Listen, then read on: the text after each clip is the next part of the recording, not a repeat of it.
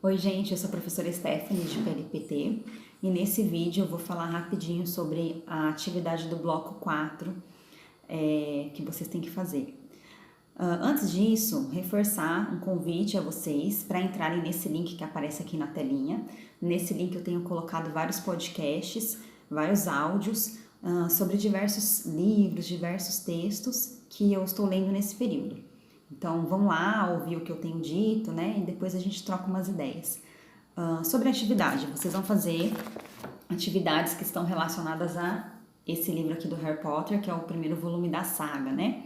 Então, vocês vão encontrar lá um texto, que é o início da história, né? O primeiro capítulo. E aí vocês vão ver que tem uma série de exercícios, né, de múltipla escolha baseada nesse trecho.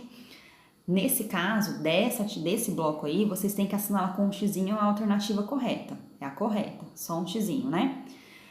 Só que tem no final da atividade algumas questões de escrita também que vocês não podem deixar em branco para fazer. Então, o que vocês vão fazer lá? Tem uma reportagem que explica o que são fanfics, que são textos de fãs. Esses textos podem ser baseados em diversas obras. Só que a reportagem está dizendo que a obra que mais motiva os fãs a fazerem outros textos, né, as fanfics, é o Harry Potter. Então, muito fã de Harry Potter faz suas próprias histórias, que são as fanfics. E aí tem um exemplo de fanfic lá, né, que é a história A Aurora de Castelo Bruxo. Para apresentar essa história, a gente não leu a história inteira, né, mas a gente tem ali na atividade o resumo da história, que é um resuminho bem curtinho, que conta, né, deixa claro para o leitor que vai ter uma personagem chamada Aurora, que tem alguma questão ali que ela vai descobrir, né, sobre a vida dela e tal, e que ela vai estudar numa escola chamada Castelo Bruxo. Então são essas informações básicas que a gente tem nesse resumo. E tem também a capa do livro, que é uma capa verde com um castelo, que supostamente, né, é o Castelo Bruxo. A gente entende isso, a gente faz essa ligação entre a capa e o resumo. O que vocês vão fazer?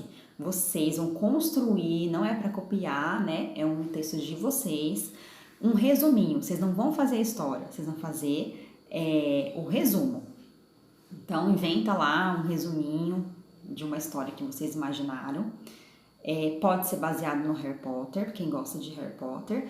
Mas se você gosta de uma outra história, quiser fazer um resumo baseado, né, numa história que você criar a partir dessa que você conhece, pode ser, por exemplo, eu gosto de um mangá, eu li o mangá inteiro e eu pensei em fazer umas adequações nessa história, em criar uma história minha a partir desse mangá. Eu vou fazer um resumo, então, dessa história que eu imaginei. Posso? Pode. O que vocês precisam fazer também? Uma capa. A capa é importante. Precisa ter o que na capa? Precisa ter o nome da história, precisa ter o nome do autor e um desenho legal chamativo. Esse desenho aqui, ó, do Harry Potter, por exemplo, a gente tem o Harry correndo atrás de um objeto, pela carinha dele, né? Parece que ele tá aí vivendo uma aventura, correndo atrás desse objeto. Então, essa capa tá relacionada à história do Harry Potter. Inclusive, ele tá jogando quadribol aqui, né? Então é isso, sejam criativos, criem a capa e o resuminho. O resuminho, ó, é curtinho. Aqui, por exemplo, tem um resumo, tá vendo? Da história do Harry. Vou ler um trechinho para vocês entenderem essa ideia do resumo.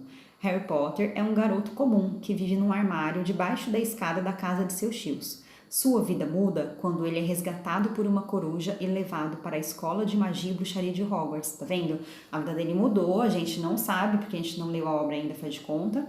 Ele vai para a escola chamada Hogwarts. Então, são informações importantes como essas que tem que estar no resuminho. Então, caprichem que eu estou curiosa. Um abraço.